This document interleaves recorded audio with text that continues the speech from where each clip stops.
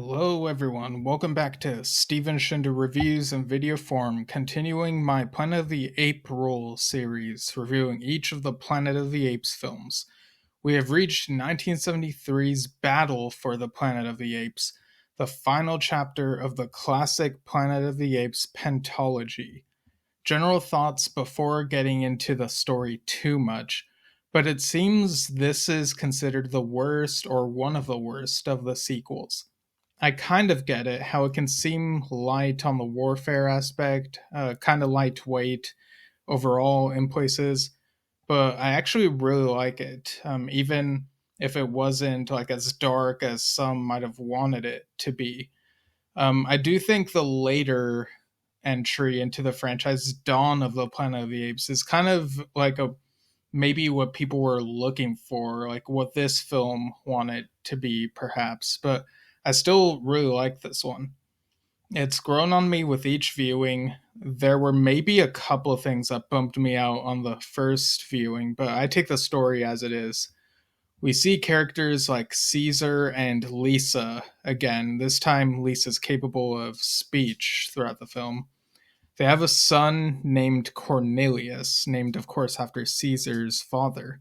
We pick up a while after humans and apes have fought, and the new status quo is apes are in charge and humans are their servants. And they are forbidden from saying the word no to apes because of that word being used to oppress them previously. So there's another sociological aspect in this, if that even is the right terminology. But the mutants affected by the radiation of war are kicking around rather in the Forbidden City, calling things back or forward depending on how you look at it. Beneath the Planet of the Apes, whether it's indeed after this or before this, and then causation, all the weird time travel stuff. In fact, I'd even argue that Battle achieved what Beneath was trying even better when it came to the apes versus mutants story. I've long thought the Forbidden City is supposed to be San Francisco, and maybe I missed something on the most recent viewing stating as such, but I've been under the impression that this is on the West Coast, which would make it a bit of a stretch for the cult of Mendez, with Mendez in this film being Governor Culp's assistant here, an ancestor, I suppose, of the Mendez from Beneath. It'd be a stretch for the cult to move everything, including the weaponry, to New York on the East Coast, even with the 2,000-year difference. Apparently, the 2008 Blu-ray release included a timeline that set Battle in 2004, so 13 years after Conquest, which took place 1991. There's also a line from a human character about there having been 12 years of peace, so a year of war with humans after the previous film. Cornelius seems younger than that particular amount of years, and his parents don't look much older than they did in Conquest. So this makes sense to me, placing it in 2004. There is a line in the movie from an orangutan named Mandemus about the armory being his home for 27 years. That was probably a mistake, as I do recall hearing somewhere that this film was intended to take place in the 2000s. So I headcanon that Mandemus perhaps means ape years. Perhaps the apes were trying to create their own system of chronology. The aforementioned timeline also seems to suggest the altered timeline theory rather than a circular timeline theory. Reading up on this, it seems that creatives behind the scenes were suggesting circular for the last couple films, and then more people came in. And in this film, there is a big deal made about the possibility of changing the future. There's even an orangutan named Virgil who reiterates the idea of changing lanes that was posited in Escape, from what I remember. It's all ambiguous enough here, but I like to lean more toward the altered timeline idea. Aldo, which is the name of the ape who supposedly said no, according to the Sacred Scrolls, is also the name of a gorilla antagonist in this one. It seemed like a chimp in the previous film was also named Aldo, and there's speculation that perhaps the gorilla Aldo is a gorilla who appears in Conquest. Maybe Aldo is a common name for apes, like Mike is for humans? I don't know, just roll with it. Another change is we get a McDonald, but not the one from Conquest, as Harry Rhodes was unavailable. So they cast Austin Stoker as that McDonald's younger brother, thus creating this idea of the McDonald brothers. No, not those McDonald brothers. There's even a line from Governor Culp, who succeeded Breck. Culp says something about McDonald being something like, he says something like he's my brother, or he's the brother of my predecessor's assistant. A line that's really clunky, feels really Spaceballs. I'm your father's brother's nephew's cousin's former roommate. That type of line. Just a very clunky and silly way of saying who this McDonald is. The McDonald from Conquest was originally the one in the script, and I've read that the Marvel comic adaptation of Battle used that particular McDonald and gave him the first name Bruce. And apparently a mid-2000s comic series titled Revolution on the Planet of the Apes, which took place after Conquest, gave the younger McDonald brother the first name Malcolm. It's kind of silly to me that they felt the need to make Austin Stoker's McDonald a separate character. Recasts happen in film. I'm sure people would have understood that it's meant to be the same character. I can't really think of anything that's done with this new McDonald that would be much different had it been the old McDonald, who did not have a farm as far as I know. In fact, it'd be more meaningful if it were still the same McDonald. This reminds me of when they couldn't even recast Taylor in Beneath and instead made a new character, Brent, who looks like him and goes through the same journey for half the movie. Star Wars has had this problem too. Instead of recasting and trusting the audience, and even with very minor background characters like Jedi Council members Eth Koth being replaced by Agent Kolar and Adi Gallia being replaced by Stas Ali. Spoilers for the beginning of the film. We actually have this wraparound in the beginning. We see the lawgiver we've been hearing about in the year 2670. He seems more chill than you'd expect, which some kind of attribute to the altered timeline theory. He talks about Caesar basically recapping escape and conquest before we go into battle in the early 21st century, where we see apes taking part in these writing lessons. Alda is not doing so well with these. They write out the law, ape shall not kill ape, and Cornelius does this sweet thing where he writes ape shall not kill Abe, with Abe being this human teacher who, being called teacher all these years, forgot his name and thought this was a mistake at first. Aldo crumples, tears up paper, prompting Abe to say the forbidden word no. After that situation de-escalates, Caesar wonders what his parents would have thought about the current situation with the humans and apes.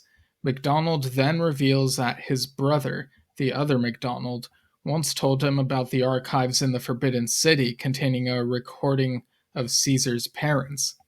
See how much simpler that would have been if it were just the same McDonald, instead of, oh, my brother told me about this, just, oh, I know that this thing is, But I digress.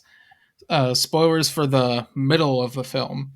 Caesar and his group explore the city and find these still images from Escape set to Cornelius and Zira's audio.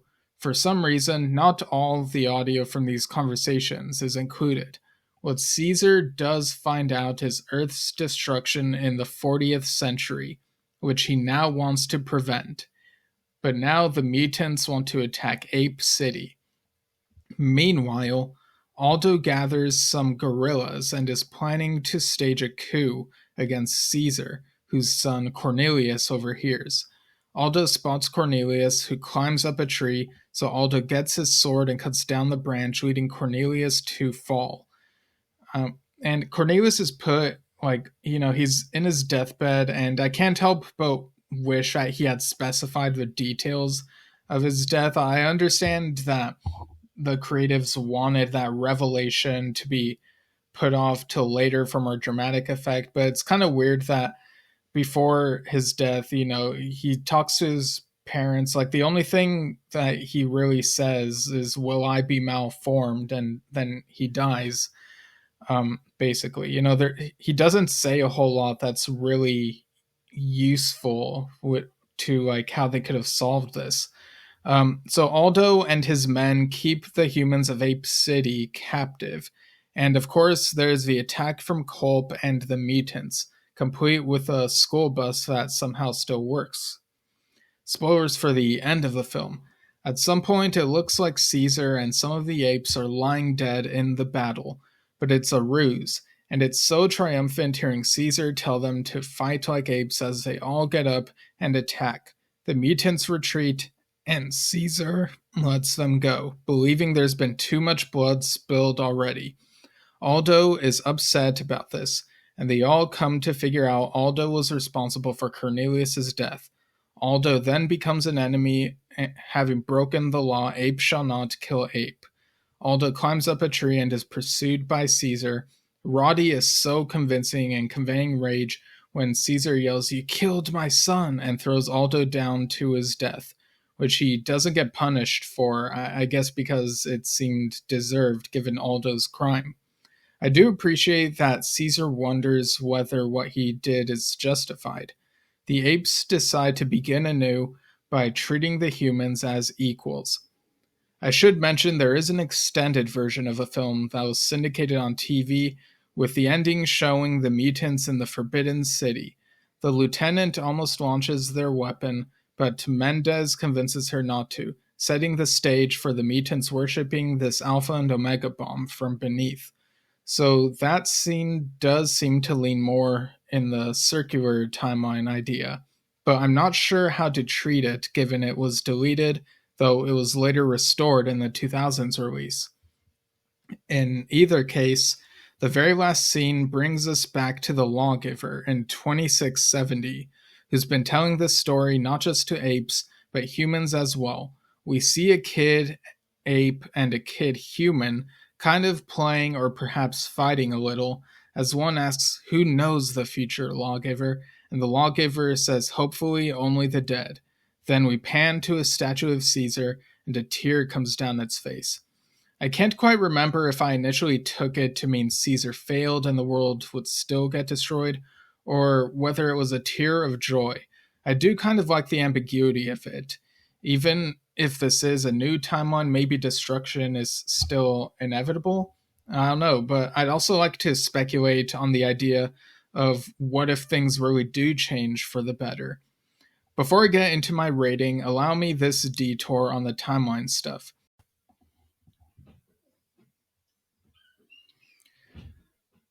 After this film came the 1974 live action series set in a world where humans still ruled up until at least the 2500s, but in the years after that, they became subservient, and by the year 3085, they're serving the apes and are still able to speak.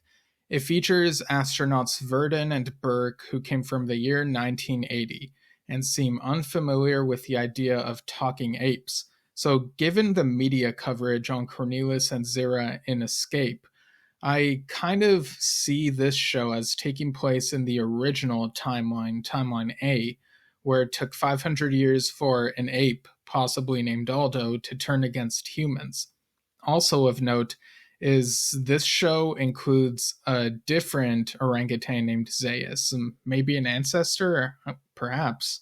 A guerrilla general named Urko is in this as well, and Roddy McDowell plays the astronaut's ally chimp named Galen.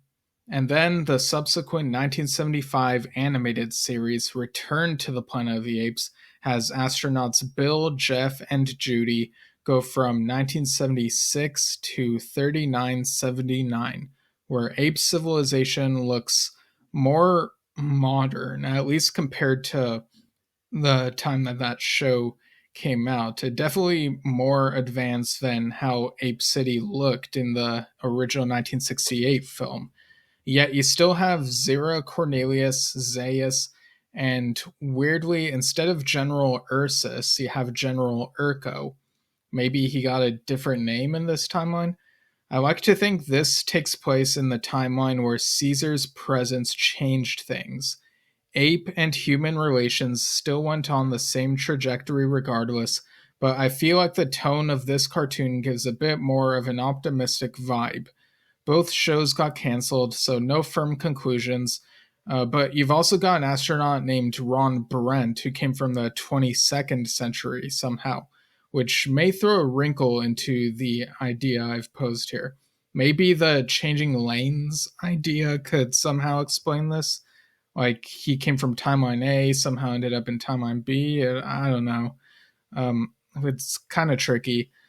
A lot of the Planet of the Apes expanded universe media, comics, and such seem to feed into the circular timeline idea, which feels overdone and boring to me. But in 2017's short story anthology, Tales from the Forbidden Zone, I do recall the story The Unknown Ape did something different, positing this idea that the timeline changed.